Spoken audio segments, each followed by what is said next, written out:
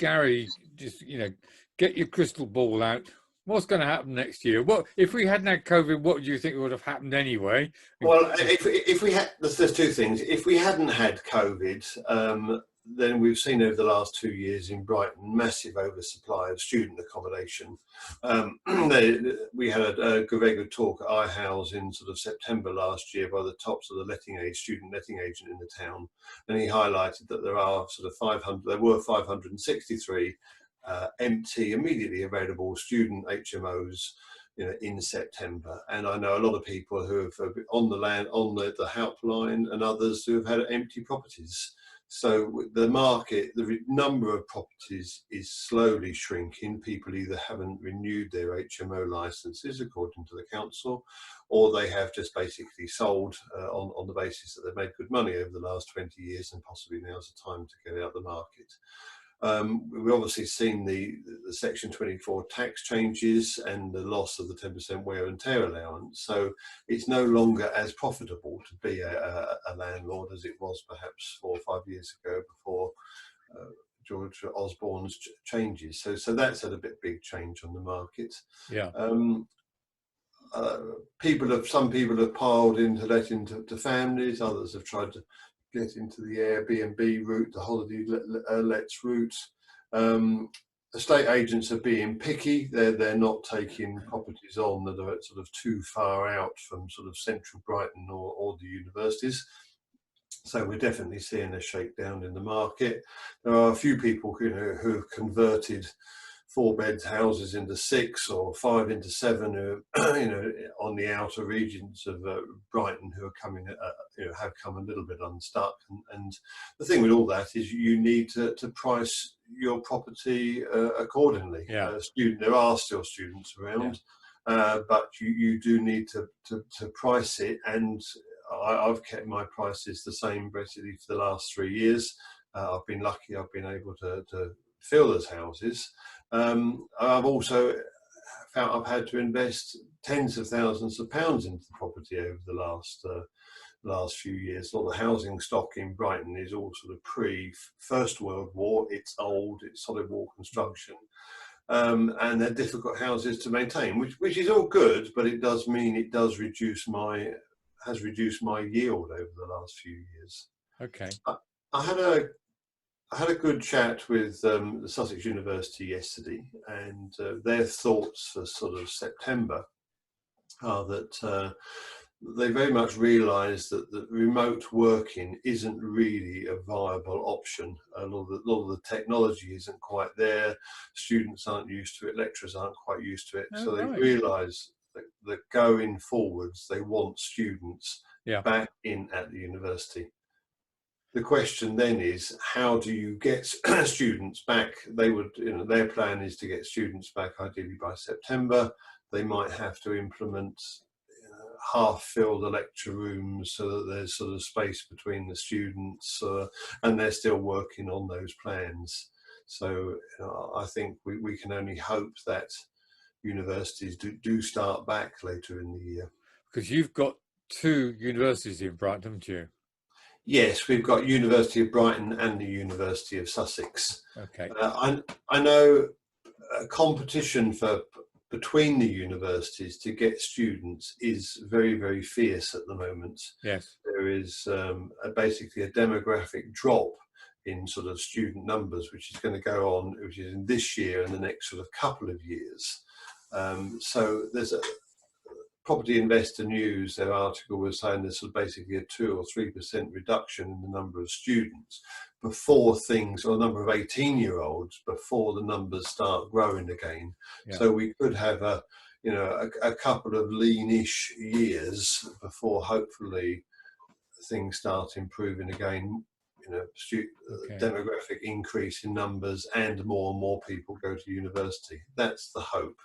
Okay, and Colin, you've also got 2 universities there, haven't you? Did you hear that apparently there's 3 universities in the north gone bankrupt? So nobody knows which they are, but what's the dangers of which universities have you got in Southampton? So we've got Southampton University, which is a Russell Group university, very sort of well thought of, leading one of the leading universities researching the COVID vaccine at the right. moment. Okay. Yep. And we also have Solent University, which is a more sort of vocationally based university, a lot of business courses and more practically orientated degree courses there, and which tends to be sort of come lower down the university ranking table. So I would have thought, from Southampton's point of view, Southampton University itself very, very safe, very much perceived as one of the top universities in the country. Yeah. Solent University, possibly more at risk, but has done very well sort of marketing itself in the last few years, and is sort of widely thought of as being a good university in its sector. I think in Southampton we've experienced much the same as Brighton. There's been a lot of purpose-built hall type accommodation built in the last few years. There's still a strong demand for traditional student shared housing, and I think as Gary was saying, there's been a strong push to landlords to improve the quality of accommodation, to a lot more sort of refurbishment and new bathrooms, new kitchens, that sort of thing, to improve the quality of the accommodation, which is a good thing. Yeah. It's true to say that, as always in the property market, location is the most important thing, and those properties which lie more to the periphery of the areas where students want to live have struggled to let in the last few years, and they have generally gone back to the family market, either sold and gone to owner occupation, or they've been part of the private. And I know in Brighton there's been an awful lot of building recently which is still not completed for purpose-built blocks of for students, but I don't know when they're going to be ready. But Gary, aren't they talking about those being quite expensive for students? Yes, I mean, they basically start at anything up to sort of £269 a week, which is very expensive. I think they've priced it on the basis that that's what they think they can get, rather than that's what they cost. I know in other towns they've priced exactly the same accommodation lower. I think we're going to see competition will reduce those prices quite considerably as they get a little bit further on in the year and realise they can't fill them. I mean, one of the big problems we've got is overseas students. We've got 70,000-80,000 non-EU students coming into the UK. If we get to September and they're unable to come, or they don't feel confident in coming, that's going to have a very serious impact on all university accommodation. And just sticking with that for a moment, Colin, if you've got a lot of overseas students, do you know? Yes, absolutely. Particularly from China. I was going to say Chinese, a lot of Chinese students at Southampton University, and they have been the students who very much have lived in the purpose-built accommodation. Some of them, some of these purpose-built blocks seem to be almost all Chinese students when you go past them. So they could really struggle if the Chinese students don't come in September. Some of these private blocks could really struggle. For the private rented sector, it's somewhat different because much more sort of home or EU based students already sort of signed up for their courses and will be coming anyway. So it's a worrying time, I would think, for the providers of the purpose-built blocks. I would think they would be quite concerned about the situation.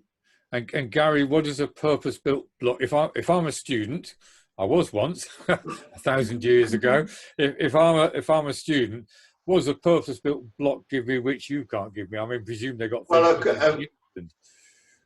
Yes, of course. A purpose-built block is generally new, shiny, clean. They're all advertised in the fastest internet in the galaxy. They've got little kitchenettes, and I think a lot of students still go to their purpose-built blocks for that sort of first year experience. But it does come at a cost. And one of the problems is traditionally purpose-built blocks would have sort of perhaps 4 or 5 students around the kitchen. A lot of these blocks have tried to go up market and include their own kitchenette or kitchen area within the accommodation. Yeah. So that way they feel they can sort of obviously charge more money for providing more service. But it does actually make the block, the accommodation, quite sort of lonely. You are in your own clean white room. It becomes really quite hard to mix with other students. But so surely as a private landlord, you can counter an awful lot of that. You can provide the Wi-Fi, you can provide the nice accommodation, you can provide the area where they can all mix together to, I don't know, drink herbal tea or whatever students do, at a cheaper rate. Is that, or sorry, a more affordable rate, should I say?